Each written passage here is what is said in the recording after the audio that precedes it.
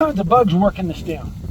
If you didn't have this, what's going on? The carbon's going up in the air, right? So when people talk about sequestering carbon, first thing is manage what you got.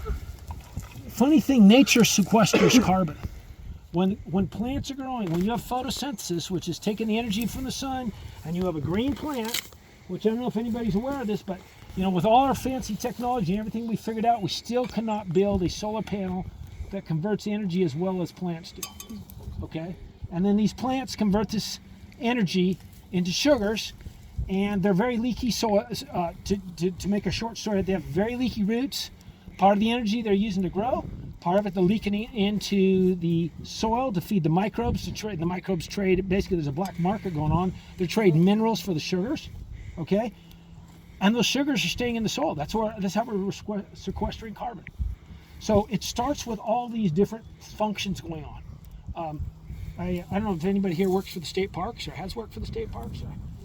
Okay. Well, I don't want to beat on the state parks too much. Some of the things they do are good, and some I don't agree with. So, for instance, they buy a piece of land that's been overgrazed or overfarmed. They kick everybody off. I actually get that. It's been abused. It's like somebody going to the gym for a year straight. Your muscle's going to break down. You need to take a break. The problem is when you have nobody go back on the land for 30 years. What do? You regrow the plants, and then you just get this decadent dead. And so instead of having this turn into this and feeding the soil, how many state parks you walk across and they're just gray? You don't even have the wildflowers, right? Because you've got this 4-inch deep, 6-inch deep duff. We've not restarted our cycle. We've broken it because we don't have the wildlife. And this is part of the problem. We don't have the wildlife today, so we need to actually use the domestic animals to replace the wildlife. And some other parks, like some parks around here, Nuevo Park, and yep. They, because they don't have the ability, like the bureaucracy, they don't have the ability to add livestock on it because of, animals, like there's all the issues with open to the public and fencing and all of that. They've introduced fires. So we have a state park down the road, and they've done prescribed burns to manage these coastal grasslands.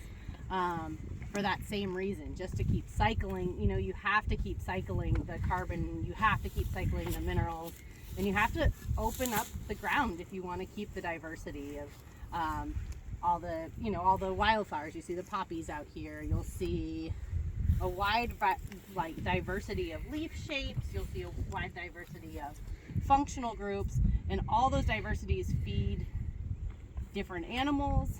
They photosynthesize at different rates and at different in different styles, and so when you have this kind of like opened up ground, the cycles are active. You're able to really maximize your productivity.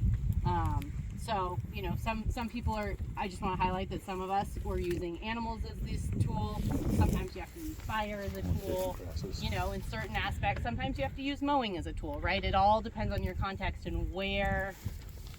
What your purposes are, what your goals are, and including like we're also all humans on the land, right? So like the land is for us to use, and so in some parks, like it's fires because that's not as hard with the human interface as livestock is.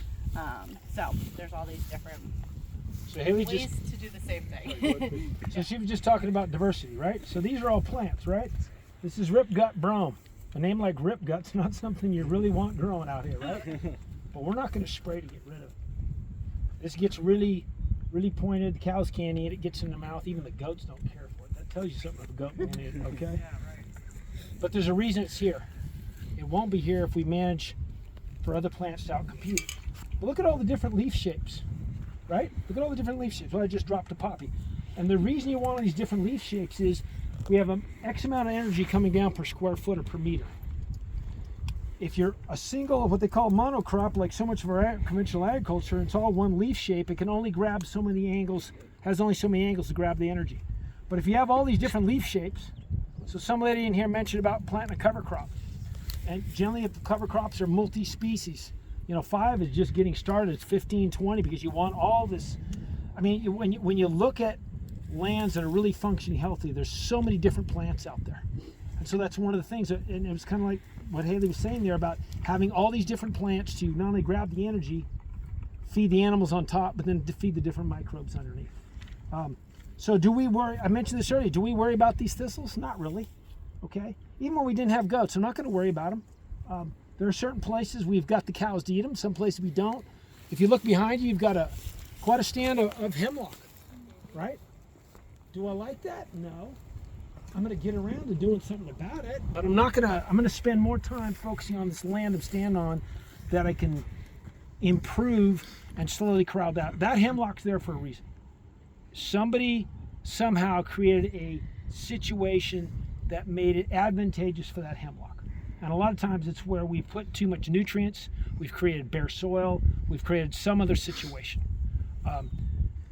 If you go into most of our pastures, I think we're running, and correct me if I'm wrong, I think we're around 40 plus species across our pastures, okay? A lot of pastures, and I'm not bragging about TomKat, it just is, but a lot of pastures you go into, especially planted pastures, you might find 5, 10 at most. They don't have that diversity. You want that diversity. It's no different than the diversity below ground. We want the diversity in bugs and microbes. So we get approached by a lot of people who have, we joke about it, we call it bugs in a jug. They've got the 6 bugs that they've either identified in the lab or maybe even grown. I don't know if they're GMO bugs or what, right? But they've got these 6 bugs, 10 bugs that if you will spray these on your land, this will solve everything.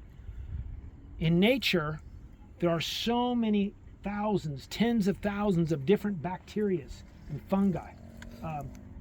Help me out. She's a science person. I always get confused. What's in a teaspoon? What's the thing about the bacteria?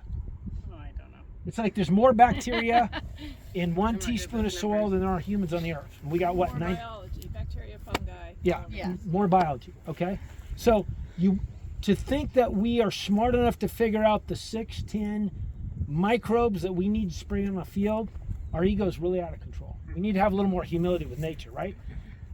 Evolution said, let me put all these bugs out there, all these microbes out there, and let's just go back to my short time here.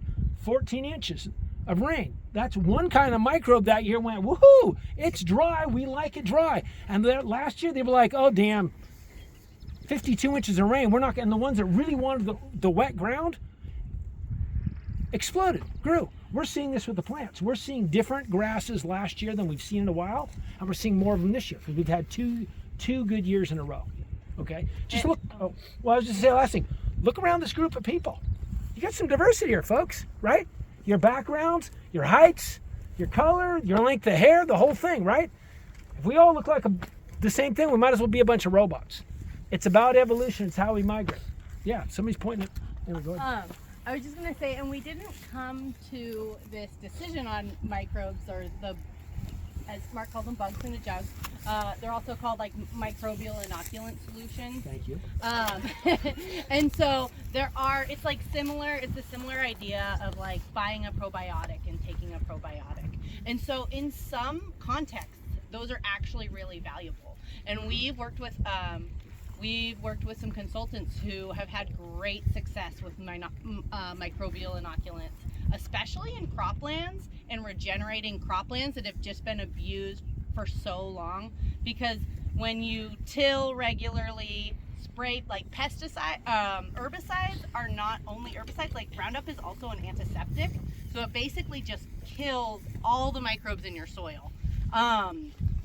So when you have croplands that have just been overly tilled, had all these synthetic inputs, a lot of these croplands really do need some help. And so we have seen, and plenty of studies have showed that these microbial inoculants are super helpful in the cropland setting, especially when you add other regenerative soil health principles, like adding like you spray the microbial inoculants, you add all the cover crops, you keep the soil covered, you stop all the disturbance, and you're able to, the microbes can be kind of that jump start, similar to probiotics, right? Like if you have a gut, like if you have to take antibiotics, you want to jumpstart by eating your fermented foods and taking probiotics to kind of like rebuild that gut microbiome. And so we were really interested in microbial inoculants actually on rangelands, because we were like, can we jumpstart these rangelands? And we did trial a couple. like 5 years back. We had 10 sites across the ranch that we sprayed a product called Earth Fort, which was both a microbial inoculant derived from like a compost, and it was a fungal food or a microbial food, right? So it had humic acids and some different like complex carbohydrates to feed the microbes. And so we did trial this across the ranch with the help of Point Blue. We did an experimental trial, and we found that we were not seeing the results that they were seeing on the cropland. And we did, through our microbial testing, it was really interesting. We found that the differences, it didn't really shift any of our microbial communities.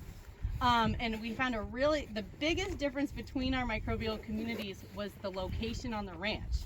So like the paired sites had a much similar microbial community. The test and control, it wasn't really that different compared to this site. Like if I had one site here and I had one site over there, the test and the control here were pretty similar, and the test and control there were pretty similar, but from this site to that site were completely different, right? Because they're different grasses, different slope, different aspect.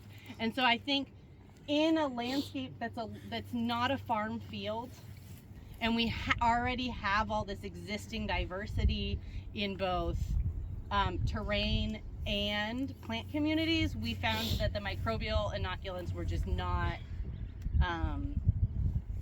they didn't have enough effect to show us any differences. And we've tried it with those, and then we also did it with some compost tea.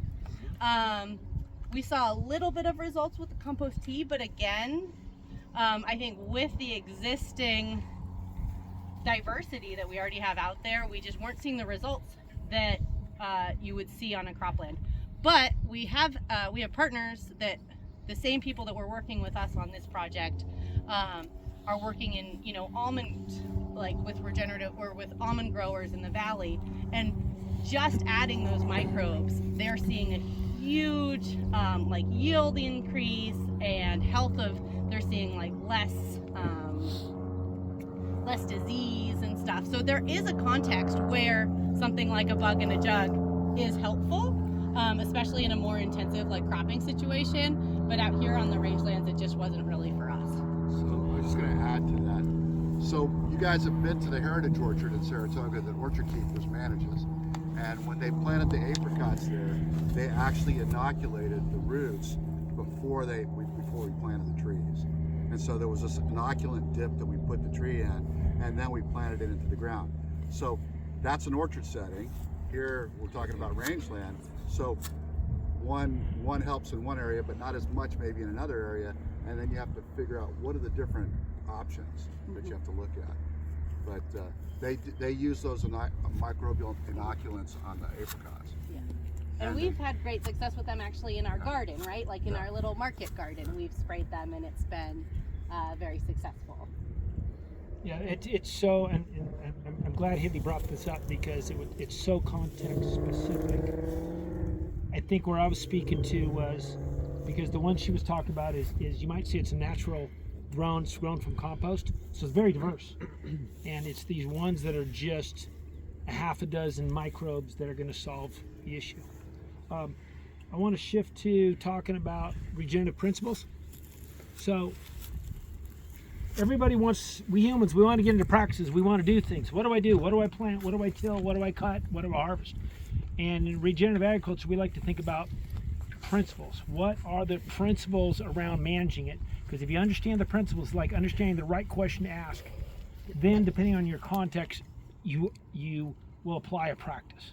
So going back to spring, you guys dipped the trees, and he's talking about these guys were spraying the same microbial inoculant or biostimulant that we sprayed on the pasture. They were using on corn and soy back in the ice states, getting huge boosts, cutting the fertilizer in half, saving the farmers money, making the soil healthier because of all the tillage. We don't have that same issue, so it's different.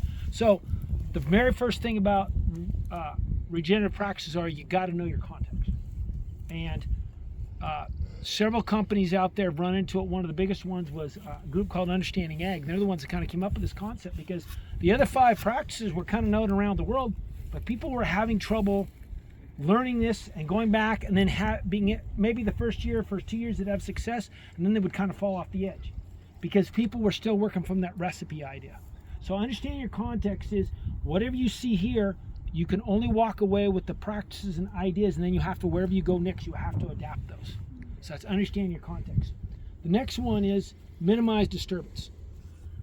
And I'm starting to think more of the words we should be using is actually intentional disturbance. Because people think minimize disturbance means not touching it, right? You run a bunch of animals across here, you can disturb the hell out of it. You can disturb mechanically with their hooves. You disturb it biologically with all the biological shedding from the manure, the hair, the saliva. Those are all good things, right? You put rooting animals here. We think of hogs, but in the wild, grizzly bears. You know, I've always wondered, what was the function of the grizzly bear in California? Those animals tear up a lot of ground. What are we missing, okay? So the disturbance, why they talk about minimizing disturbances, it's the mechanical disturbance of farming, or constant tillage, or the chemical disturbance of herbicide, pesticide. Yes? Do you have wild boar here? No. Oh, good. Not a Not thing. anymore. Okay. Not yet. I heard Not they had right made their now. way in this area, but you were able to get rid of them. Well, they haven't been here. I don't know. You grew up here. They weren't here when I got here. Yeah, they were here, I think, like 15, 20 years ago. We had a pretty high wild boar population, and I think they are making a comeback kind of around us. So I thought I heard they were back at Wilder. That's why I was asking. yeah, and I heard they were down there, and I think they're up a little north of us too. So Yeah. they may make it back. We have a pretty healthy mountain lion population, so it might be keeping them out. Nice. Look, they go in cycles. I grew up in Mendocino County. We hunted the heck out of them in the 60s and 70s. You couldn't put a ding in the population. People stopped killing coyotes and mountain lions. The population dropped. And now it's come back, and it's worse because now they're running in bigger bands to protect themselves. So you can run into a band of 40 hogs out in the woods. We'll give you a different attitude, okay? So yeah, we're just gonna have to learn to work with it. Okay, so back on, we had context, we had minimized disturbance, or think about intentional disturbance. If you're gonna disturb it, why?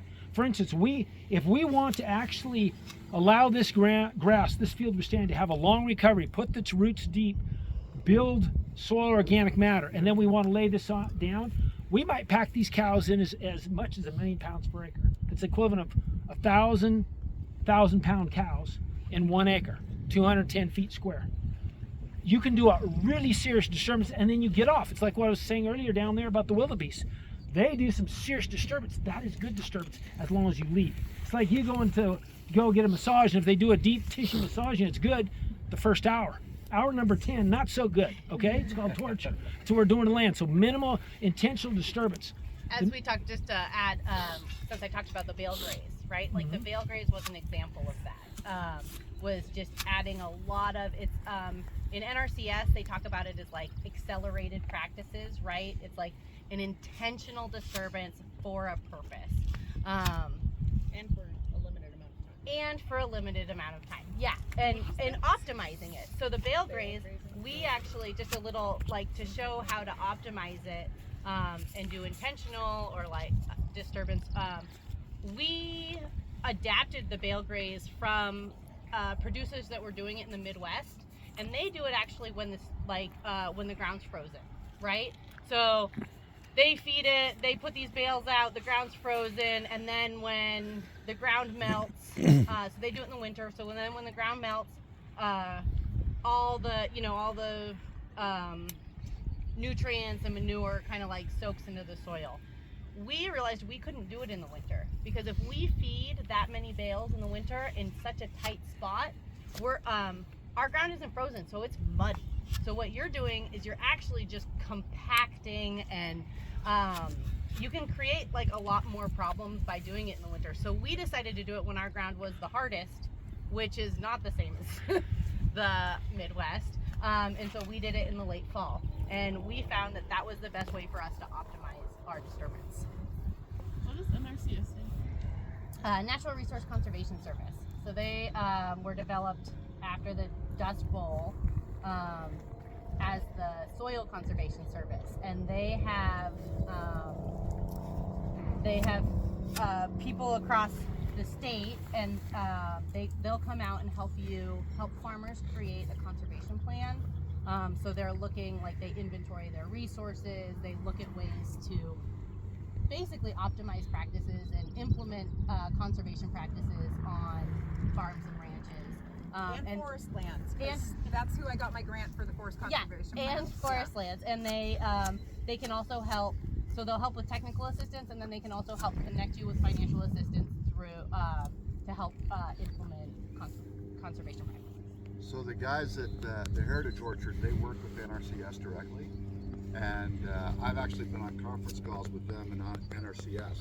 So it's a working partnership that they maintain, so they can all share information. Yeah, NRCS has a great track record of partnering with a lot of great organizations. So Point Blue also has a partnership with NRCS, and so they have partner biologists in NRCS offices across the state. And so these partner biologists are, they have a focus on conservation and wildlife monitoring, and they're trained by Point Blue, but then they're also able to go out and kind of like help, you know, a lot of them will go out and they'll help ranchers identify plants and look at their stream, like they'll help do like stream maintenance, right? Because so many farmers, similar to this ranch, you know, they've like broken their water cycle, or they bought a piece of land that has broken water cycle, and so these technical assistance providers will go out and kind of help on working lands, help provide that assistance. NRCS has a really good track record. If you ever look into the SCS coming out of the Dust Bowl, they did a lot of good work. And the sad part is, a lot of that good work by the 80s was forgotten, and a lot of stuff was ripped out between hedgerows and this and that. You know, there was we had a Secretary of Agriculture in the 70s, Earl Butts, whose attitude was get bigger, get out. He lived up to his last name. Yeah. So, yeah. All right. So back on the principles. I just want to run through them quick because sometimes it takes too long. We've got context, minimal disturbance. The next one's arm of the soil. Arm of the soil means if you've made it bare, if you've disturbed it, cover it back up. Think about this. The surface of the earth is the same as your skin. Okay. You bark your arm, knock some skin off. What do you get? Is you get a scab, right? That's armoring your body to heal. So if you make bare soil, cover it up with something. It doesn't matter if it's a green plant and you lay it down, if it's a dry plant, if it's compost, cover it up. Because the sun's radiation is beating on that bare soil. It's like beating on your skin. That hurts when the sun's on it, okay? So you have to armor it. The next one is having a living plant root as long as possible. Our perennial plants are going to live year round, but a lot of these are annual grasses. How long can we extend this growing season, right? Germinating early in the fall, growing later in the spring. And the whole idea is you're running your photosynthesis. As long as you have green grass or green plants, you got photosynthesis. So you're feeding your microbes, you're building soil, you're capturing heat.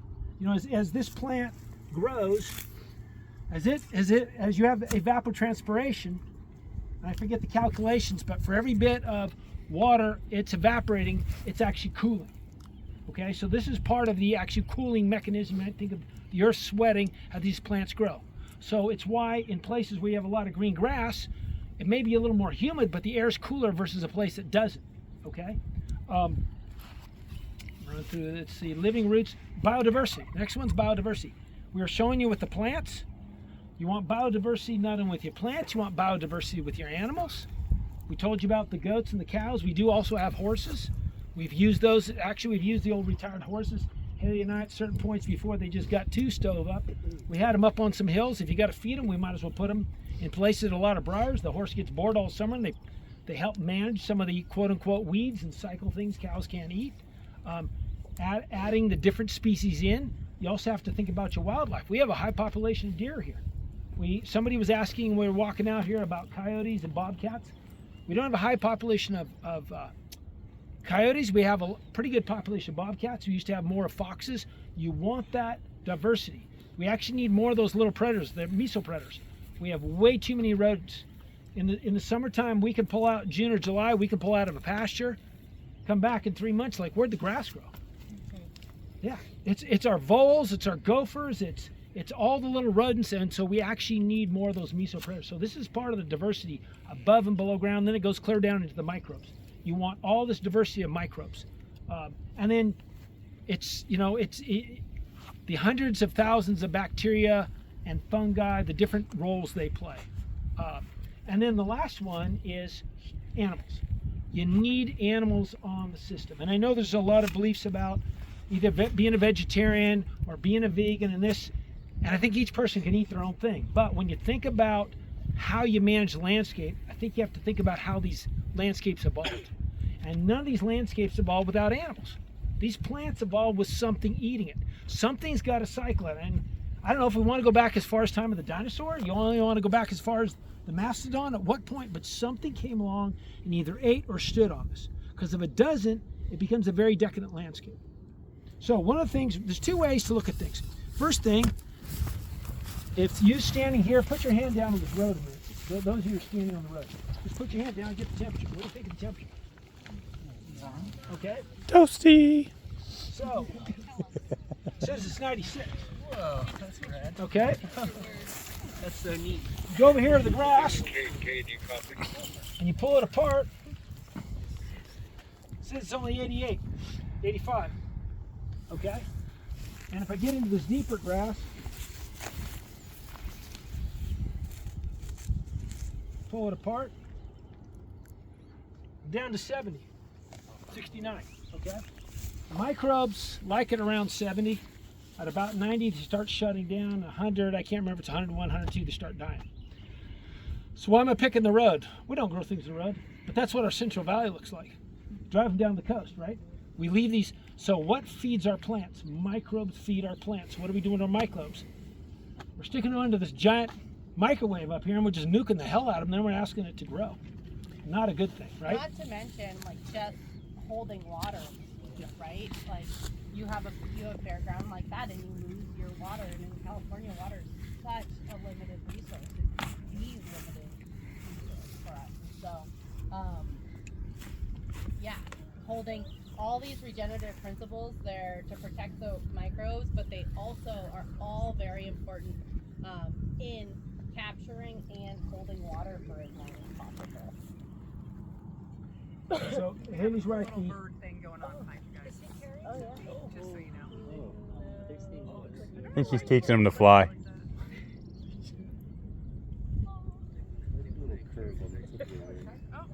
When you have a high population of them, you don't have to look for them. We will see them catching roads right in front of the offices there. They come swooping through the yard, just picking stuff off. Snakes. Yeah. They love to, like, this little valley. They love to just swoop snake stuff. Oh, Look out, that's yeah, good thing you looked up. coming down. I know.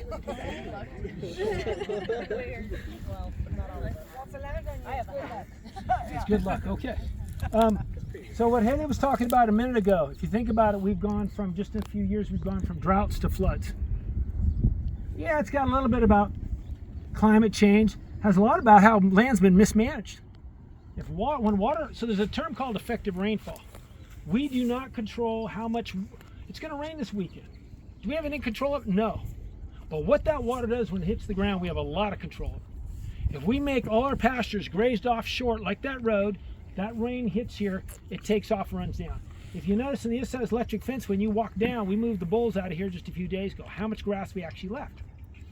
Because when the water falls out of the sky, we want it to hit the grass, it completely slows its speed down. Now it has time to move into the soil. If you have good soil, you have good aggregate. Aggregate, think about aggregates are like marbles. And the more marbles you have, the more space, void you have between the marbles. So you have space for oxygen and water. Our microbial community is subaquatic. It needs water in the soil to move around. If it doesn't have it, it can't move. And if it can't move around, you don't have life. So you actually need space. Tillage breaks that up. Historical tillage on this land, you see this red color? This is oxidation. It's where these, I'm going to pass this around. You can feel how heavy this is. That's a pretty heavy chunk of dirt. Here, pass this one also. Yeah, pass this better. And I'll dig some more up to talk about. Okay, and the reason I call it dirt, not soil, is soil is the minerals, all the soil organic material, all the biology. Dirt is just minerals. Smell good? That's pretty well packed. And what's happened is, there was so much legacy farming, we're still trying to build it, and we still have a lot of compaction in these soils. This is a better one. It's a good chunk. See this? Oh, hello. But if you look at, you're seeing some aggregation up here, right? You're seeing some spaces. Now, that's good, but one of the problems is, and I love this term, if you can take it apart like a puzzle and put it back together, you got a compaction issue, right? You hear the terms like chocolate cake? This stuff should just crumble. It shouldn't crumble with me squeezing it. It's a little bit, but the good thing is, look at all the roots, okay? So that roots, what does that roots tell you? We got photosynthesis, we're pumping sugars, we're feeding microbes, we're storing carbon, right? We're building these cycles back. But if you get further down here, this barely breaks apart, right? This is some of the legacy of the work that we need to overcome. See, these are still breaking apart. And this field is a little bit later on its or newer to its regenerative journey. This was our last field that we set stock, and we actually set stocked it up until about 2018 or 2019. We call this Horse Hill, and so we actually had horses set stocked, and they kept it grazed pretty low, which is why you'll see a lot of the nutrient issues you see with like the hemlock and the thistles is because it was set stocked for so long. And so those are like, when you're coming out and looking at a landscape, those are some of the things we look at is like the history, like where is it on this like kind of regenerative journey, and what is it, you know, what is it kind of telling us? And set stocked is when you just have animals corralled in a place and do anything? Yeah, so set stocked is when you just kind of let them graze. It allows for selective grazing. So what they'll do is they'll graze down all the best grasses, right? Like, so they picked out all the perennial grasses basically. They avoid all this ripgut brome.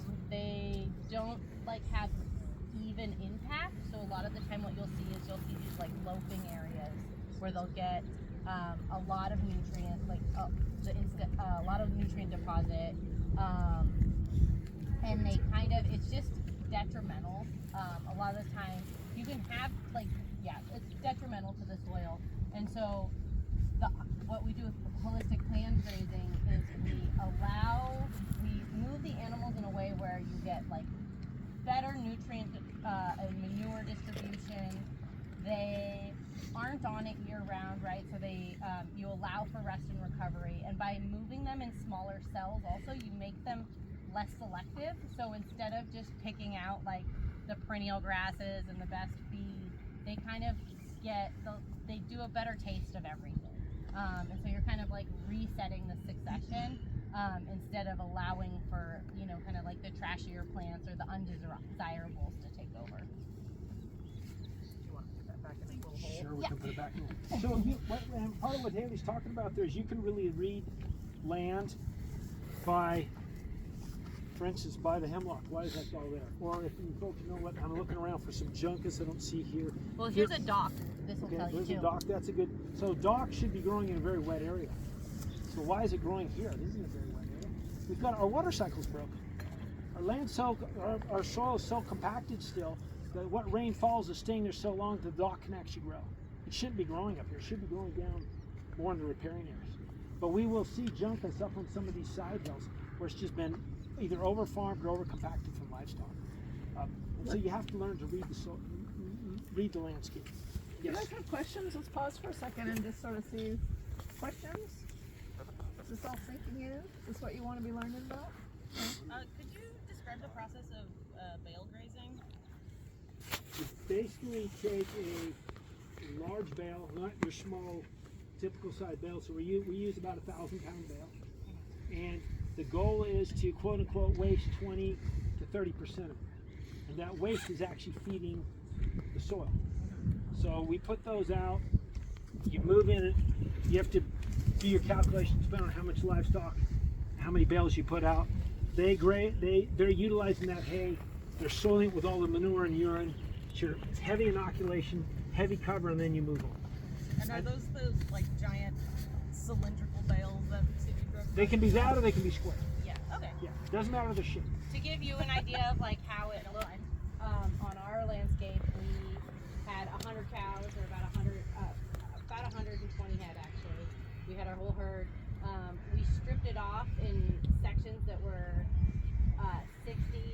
30 by 60 feet, or sorry, they're 60 feet long, 60 feet wide, and we had 10 bales, so each bale had like a 30 by 30 footprint, which we allowed grazing around. And so for 3 days, they would be sitting in this area that was basically like 300 by 60 feet. So super tight, super intensive, a lot of competition. So there's just a lot of it, like churns. All the grass basically is just covered with like churned up hay and manure by the time it looks like a corral by the time you move out. But the trick is you do that for 3 days and then you move off of it.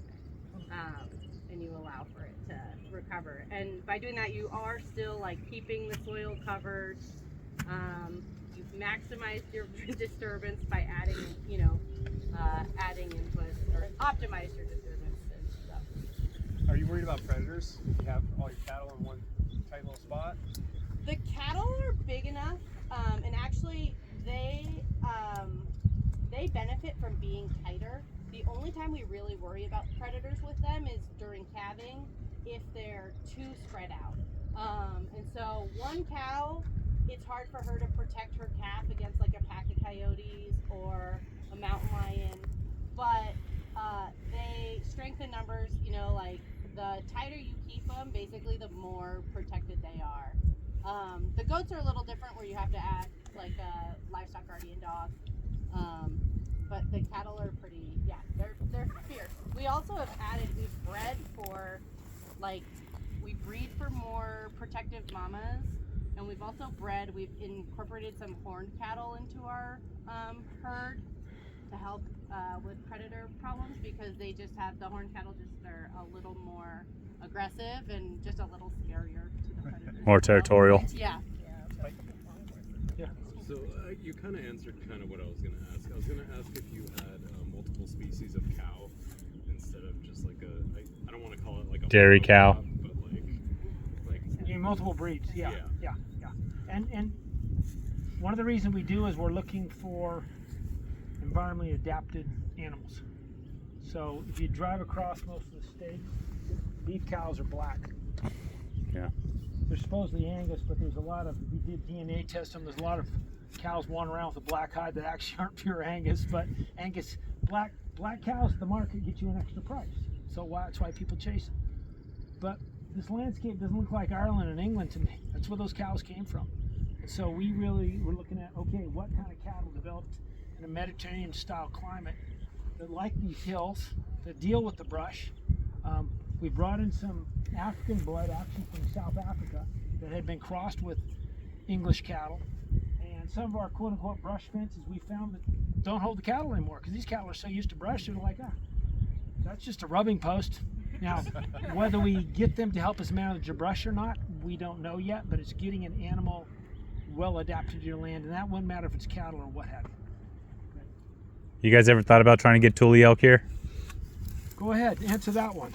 Yeah, Kat did. When we first got the property, she was all excited about doing elk because her passion is about restoring the Serengeti, equivalent to here, obviously, but just using that example where large herds of herbivores moved around naturally and restored the landscapes.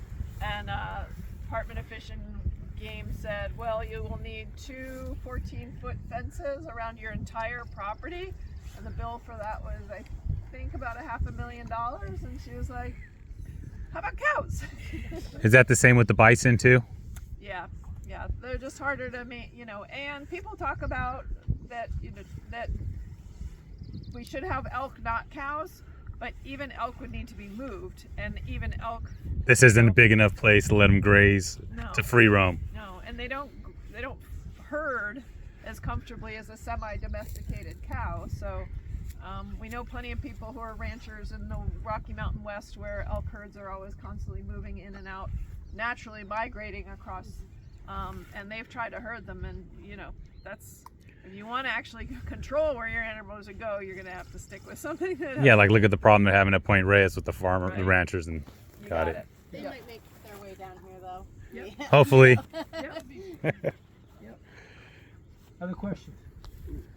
What do, Yeah, go ahead. Sorry, I don't know if this is too general of a question, but I know you're kind of mentioning like our Central Valley is very dry and compact. I'm just curious, like in your opinion, is there a way to resolve that, or is that just like the natural landscape? They need to adapt the regenerative techniques. I could talk. Oh, I'll hit that one because I live in the Central Valley. So you can change the environment if you start using some of these practices that have been talked about, like and that, because there are walnut farms, walnut orchards that are now incorporating cover cropping techniques, and it's helping. Where I live, there's a huge walnut orchard where we're at. Walnut Grove. It is like hard pan, and you couldn't drive a nail through it. It's so hard. And so when the orchardists get water on there, they just flood it, and then it dries up. But if you go, there's a guy named Daniel Unruh up north that has he does walnuts, and he's using cover crops now, and so he's finding some benefit in that process. When you start looking around, even at vineyards now, some of the vineyards are using cover cropping techniques as well. I use cover crops on my vineyard. And what happens is once you get those cover crops in, then it starts to, over time, break up that compaction and allows for water infiltration. And so the idea being, and also contributing all those nutrients that you don't have to use as inputs now to put into that land. So it's a matter of getting people to think about changing and adjusting practices, and that takes time, especially if you're using conventional techniques for a long time. And you've talked about how you've spanned kind of the whole world of ag, across the board, and you've seen changes that have actually got you thinking about, okay, there is a better way. And so when I look at that walnut orchard and I go walk out there, and I'll show you guys pictures in class, but it's like concrete. It's like concrete, and it's. I look at that all the time, and then I look at what Daniel Unruh's doing in his area, and it's so different. there's another example with Burroughs. It's called Burroughs Family Farm. Yeah. If you guys want to look They're up, in the Central Valley. they're almond growers in the Central Valley. Is that And- OW or OUGA. And they actually have an open farm day, I think every They just had it. April, where they invite people out to kind of learn about the different practices. Those It's are fun. south of Modesto. And then another example, like Piscinus Ranch, they're one of our we do a lot of partnerships with them, and they do cover cropping in vineyards, but they've actually even started developing vineyards that you can cover crop and then graze with sheep, right? So they raise their grapes up so that you can graze through with sheep, and kind of adding that. They're down at Piscinus. In Piscinus, they're down by Hollister. San Benito. San Benito. I think Yeah. there's one in Sonoma that's doing the same thing. One of our friends is working. Yeah, Yeah, so there's people out there working on it. It's just a little slower to. So it requires down a in San paradigm Benito shift. County, it's definitely, Yeah. they're a little more stubborn out there. So it's really a paradigm shift, and this is the challenge. And we don't measure the long-term cost or impact of our actions. So if I'm extracting a crop today and I keep coming back, I'm paying my bills, great. But I'm not thinking about what's happening generations down the road. Now it's easy for us to stand here and go, oh, those farmers are da-da-da about the land, but how did I look at this, it's more than society has benefited from a cheap government food policy in the United States. We've all benefited. And now everybody's asking just the land managers, the farmers, the owners to fix it. Well, we all have benefited. We all have to come together to fix it. Because asking somebody to reduce his production for the benefit of the land, but the economic wolf at the door says you're out of business if you do that, we got a rub there, it's not going to work. So we have to think about how do we actually do these practices not only effectively, but ecologically and economically. And that is the challenge. Well, and while we're talking about food too, to mention that we're involved in a study about nutrient density of food, if you guys have already talked about that. and for our beef, but also people starting to look at crops and where do your nutrients from your plants or your vegetables or your proteins come from, and they come from the soil that goes into the forage or the plant. And so the nutrient density where these practices are applied and the soil is healthy is a significant factor that I would say is sort of new in the health sciences field, and is, I think, just going to increasingly catch people's attention about, is it worth it, to Mark's point, and the economic driver, what people will pay for high quality food, because you're getting not just sort of good practices on the ground, but you're getting a massively more nutrient dense food. And something just to add to look up if you're interested in nutrient density and microbes and how they're all tied in. Dr. Christine Jones, if you look her up on YouTube, she is my favorite. She's taught me so much about soil health and about microbes and about how nutrient density in food has dropped in America over the last 50 years and why and how to reverse it. And so Dr. Christine Jones, look her up on YouTube. Is she in the movie Kiss the Ground? She might be. Australian lady. Yeah. She might be. Yeah. So one of the things, it's I won't call it a dirty secret, but it's sad that there's a lot of organic food out there that is not that nutrient dense, and the reason is that a lot of organic's hard to do. It takes another set of skills, right? You can't just go get the chemicals.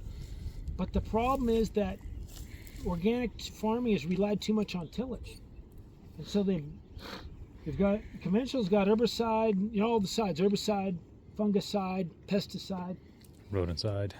and organics has got tillicide. So it's all death. It's all killing things. And so what it's done is over time, they're tilling the soil so much they're killing out all the fungi, they're killing the life out, and so they're starting to find that some of the organic food isn't as nutrient dense as some of your conventional raised food if it's actually done under good conditions. So there is no one silver bullet here, and we've got to manage these lands better, and we need to be all-encompassing in our thinking about it. There was another question. Was it you? Yeah. One thing I noticed too, whenever you go to like a restaurant that's like farm to table, like organic, whatever, it's usually like in the highest price point, and it's and when you do eat it, you feel full for a long time, but it is also like $80 a person, $90 a person, so it's very niche. And then the waiter will tell you all about it. It'll tell you exactly where it came from and everything, but to get that from, like, you can't go to a Costco and get that kind of thing, so that it's not really in the like atmosphere of thought. Well, part of our problem is we've dismantled our infrastructure in this country for small farms and for that kind of thing. So to give you an idea, when we process our beeves, we're only taking 5 to 6 to the slaughterhouse.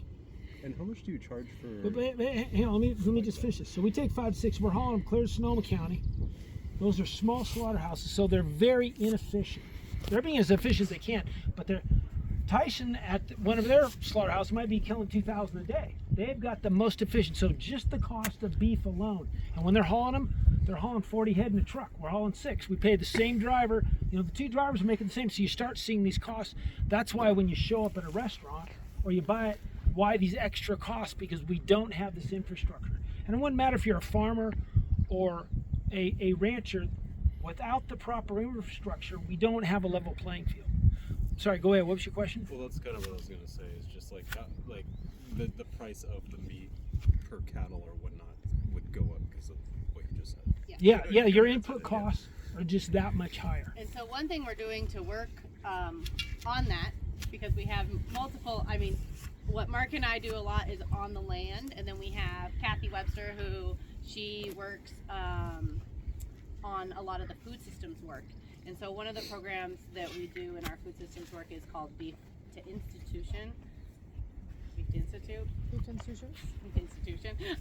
And it's a program where we're working with we're working with a variety of partner ranches, trying to get enough animals and enough power to get into some of these food distribution systems where you can actually get these small to mid-sized ranches doing regenerative practices into places like schools and hospitals, because there's so many barriers to even, I mean, from the slaughtering to just distribution. Like hospitals and schools, they won't even talk to you if you're not part of their like food distribution company. And so being able to like get many producers together, then they it allows for us to have a little more power, and then we're able to get in. And now we're in Kathy knows the numbers, or you might know the numbers. Schools across California, some hospitals.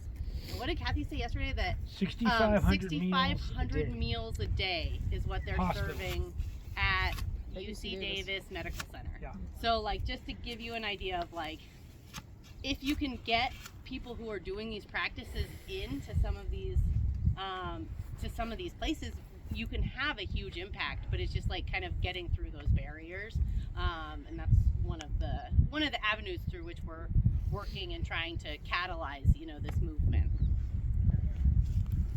Oh yeah. So are y'all a commercial business? Are y'all a nonprofit? Like how does money stuff work with y'all? I know that's a kind of goatish question, but We are currently a foundation, or I don't know, Wendy, do you want to? Left Coast CrossFit is a business. It's actually owned by our nonprofit organization, so we have both. And the goal was that if we ever made proceeds from our beef business, that could go back into the philanthropic causes that the ranch stands for our mission.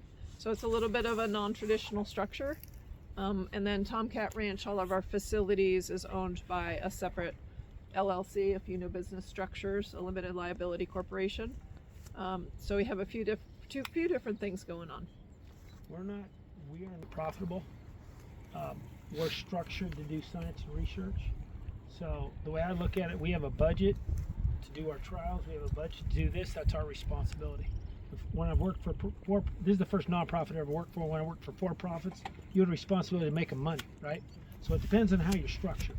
If we were for-profit, you guys wouldn't be here, and we wouldn't be doing, especially in this landscape, we wouldn't be doing a lot of things we're doing.